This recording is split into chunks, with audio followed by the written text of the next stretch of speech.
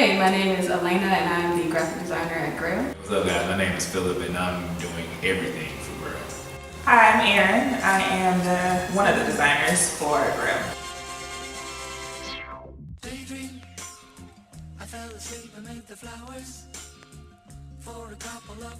I design the women's apparel.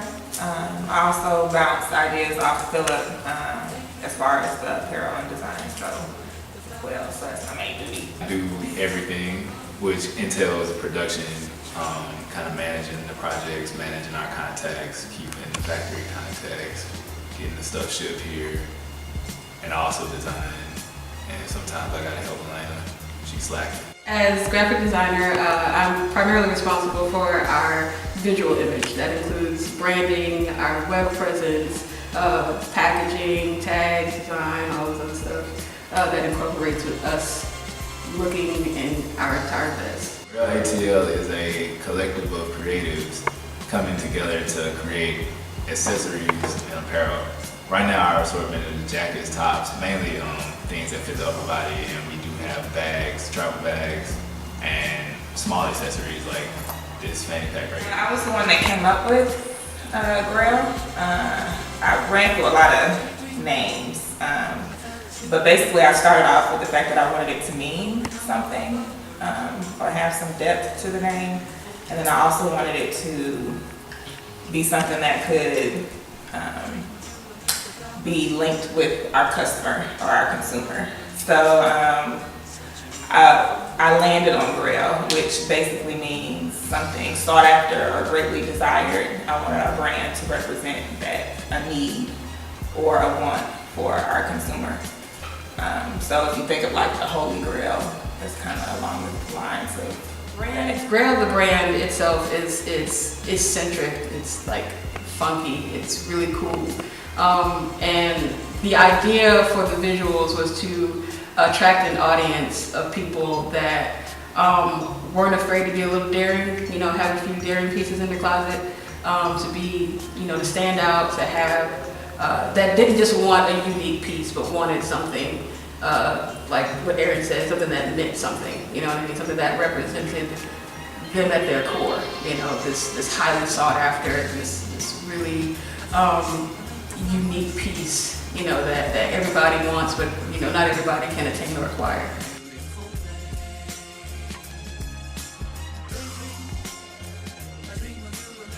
I don't think the brand necessarily represents a specific group of people. I mean, we try to make our brand broad enough where it can resonate with everybody, but still keep some of its exclusivity.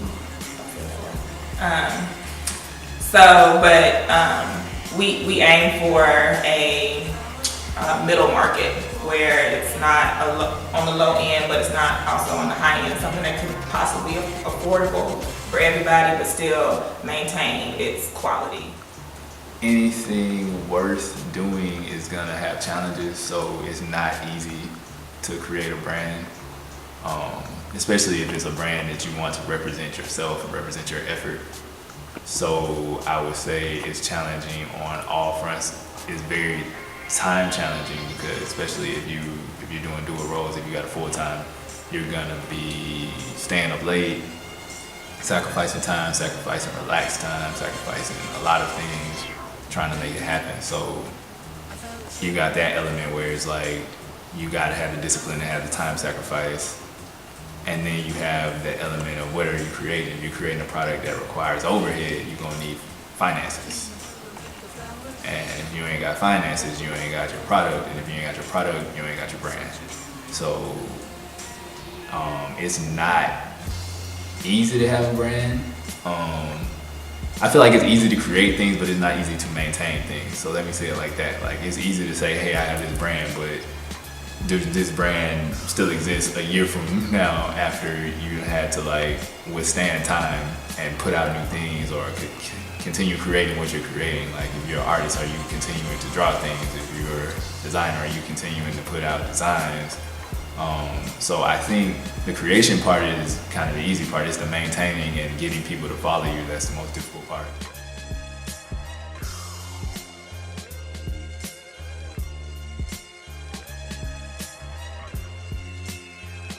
Aside from making dope clothes for dope people is getting this money, and also to create a staple in everybody's closets. The hardest challenge is really, it's always gonna be numbers, it's always gonna be financial when you got products. So it's getting the margin you need to create the type of product you want to create. So for me, it's always balancing your creativity and your innovation with your pockets. Like, you might have a great idea, but can you afford it? Is it worth the $5 more? Are people gonna notice? Are people really gonna use what you spent $5 more on, or are you just being extra? And are you not adding value? So it's really the financing part and trying to balance what you want to do with what you can do. So we're still trying to figure this out. I guess the steps to make a brand self-sufficient is mainly probably to start off with a plan. Like, you gotta have a plan of some kind to figure out those steps.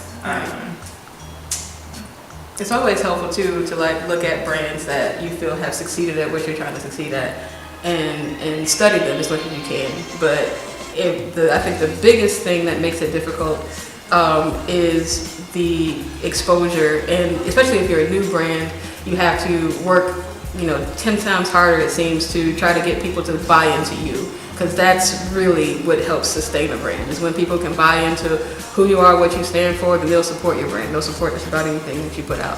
So that's the part that has been difficult, I know for us, for sure, is building that awareness, that brand awareness, so that we can have that lasting name that we've been wanting. I would say discipline and consistency, and they go hand in hand. You don't know what something is if it's not consistently that. So, like, your brand doesn't have an identity if it's not consistently what you're trying to line it up to be. So I think part of success is just having discipline to be consistent. Like, the people that make the brand have to be consistent, and your brand that you're putting out has to be consistent. You can't say you're luxury and you're not putting out luxury consistently. So I think discipline and consistency is the key to a lot of success.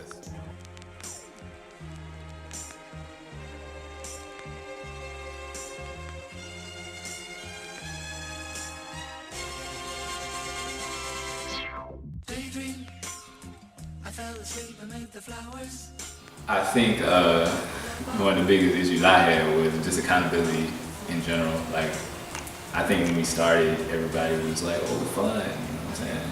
And then, stuff get real, and people start falling off. Phil doesn't believe in fun. I don't believe in fun. No. I believe in discipline and consistency, and not having any fun. But no, I think just accountability was a big problem. Like, you don't get paid when you start a business unless you take out a loan and you pay yourself, and technically that's not profit, bro. That's some money you borrowed to survive. So it's hard to be accountable if you can't really be fired from the job you're not getting paid for. You know what I'm saying? You're not getting paid from the job you're starting.